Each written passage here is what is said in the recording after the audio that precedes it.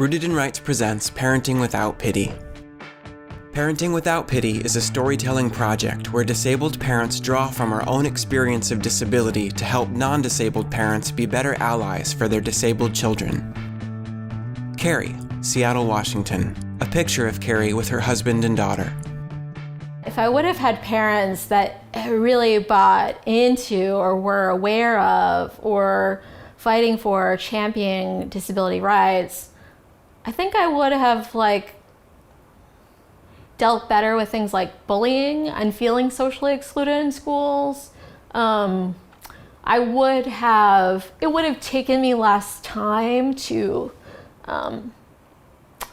realize that I could be a mom or a parent or be married. I didn't feel like my parents were open to any of that, so I sort of just got the message that I was supposed to be an academic machine, but there wasn't anything out. I was not going to have a life anywhere close to theirs. Now that I know what I do about disability and can see disability as a source of community and positive identity and not be sucked into the idea of being fixed or overcoming, I can have a hard time dealing with the grief experiences of non-disabled parents of kids with disabilities.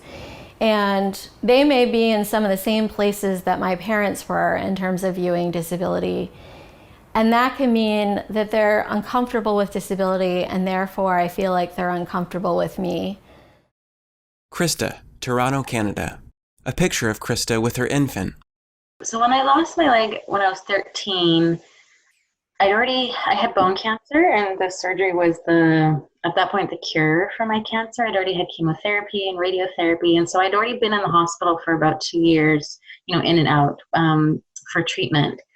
And so when it came time that the resolution was going to be amputation, it was kind of normalized for me in a bit in that I had made a number of friends who had also lost limbs, just other cancer kids. I also, had met a number of kids who had died. I knew that the fact that there was this option for me was lucky. I think at that age, the idea of disability community, I had no idea. I think that's only even recent years that I've actually really started to feel aware of and part of the disability community. And I think that's just been my own, there's a lot of different other communities. I'm an Indigenous person, I'm queer. I think my 20s were more politically about being active in those communities. And then in my 30s, it was more like, hey, what about disability? What are my politics about this? I was really lucky. My mom, she's a psychologist, and her specialty was working with adults with brain injury.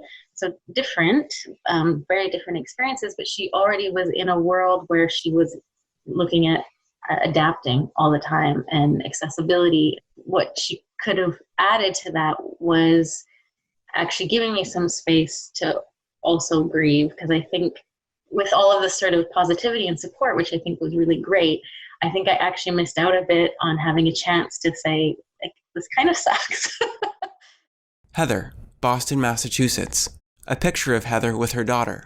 If I'm talking about disability in terms of being a Black disabled woman, I know automatically that a lot of us have a harder time self-identifying as being disabled, because in our minds, that is just so layered because of family, maybe stigma, culture, religion.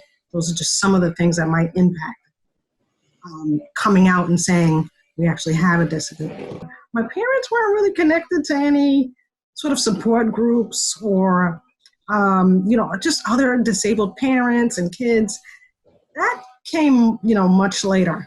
And I think for me, that would have been really something that would have been so beneficial in many ways in terms of self-awareness and sort of providing a mirror to seeing other people, other folks like myself of color who are both Black and disabled. Julie, Fayetteville, Arkansas. A picture of Julie with her husband and 2 sons. I think people are too quick to put a label on kids,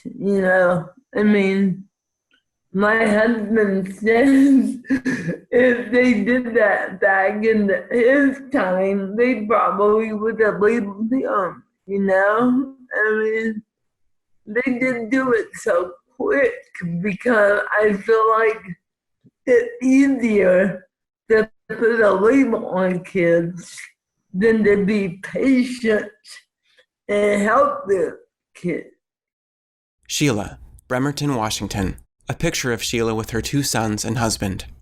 We have to have conversations we're not having. As parents, regardless of whether we have disabilities, we have to change that culture for our kids. There's still this gigantic culture of shame and embarrassment around disability. We need to make that go away. We need to make it that this is who we are, this is okay, how we function is okay, that your wrist is bent and you can't get anything into it or out of it is okay.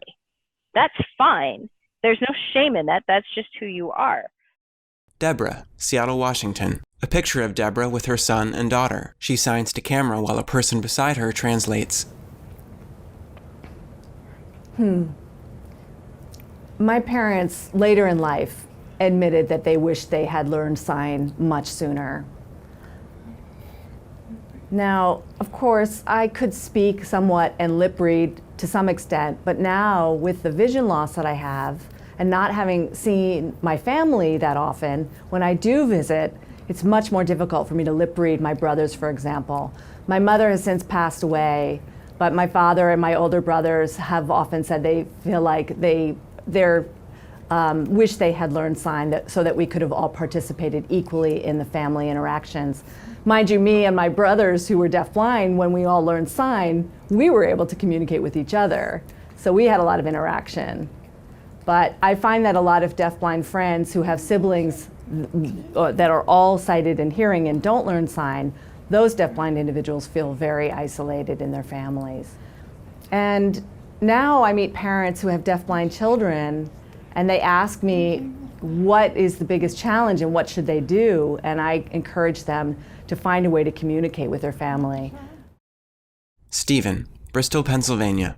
A picture of Stephen with his infant and wife. I think from the day I became deaf, every day after that was better than any day before. My life has only gotten better, except that I lost all of my friends and family. You know, so I still go I go visit my mother, go visit my father, and we sit there and we read, or they might write me a little note, but there's no real communication happening. Well, what I would love parents to know is, first of all, is you need to talk about it. Is you can't be afraid to name it. It's not, and that goes with any disability. Is, you know, I think a lot. I think right in the beginning, it's easy to try and resist it, to deny its existence, to attribute it to something else. The most important thing for parents to truly understand disability is to have continuous positive exposure to disabled people. You know, I think projects like this, the constant exposure to disability in meaningful ways can go a long way. Keith, Fontana, California. A photo of Keith. It's okay to mourn the loss of the imaginary child, because for all of this time you built up that child, you had all these visions, these dreams. Understand that, deal with it, but celebrate the child that you had in all their beauty and all their complexity, because you're not raising autism, you're not raising cerebral palsy, you're not raising low vision, you're not raising mental health, you're raising Jamal. You're raising John, you're raising Karen, you're raising Susan, you're raising Raheem. And once you get to that part, then everything else just becomes mechanical. And my mother didn't raise a disability. She was raising a Black man in America who was born at the end of the 60s and the 70s, who just so happens to be America's worst nightmare because he's a Black man, you know, So I tell all parents, particularly Black parents, is that the data is stark. 7 out of 10 individuals who have violent incidences with the police who end up dead or seriously injured are people of color with disabilities. when people of color with who is the largest kid, if your kid has a hidden disability and has an emotional outburst, suspensions, self-segregation or substantial segregation, like there are real world consequences to you not giving your kid the tools to understand where they are in America. To learn more and to share your story, visit rootedinrights.org/parents.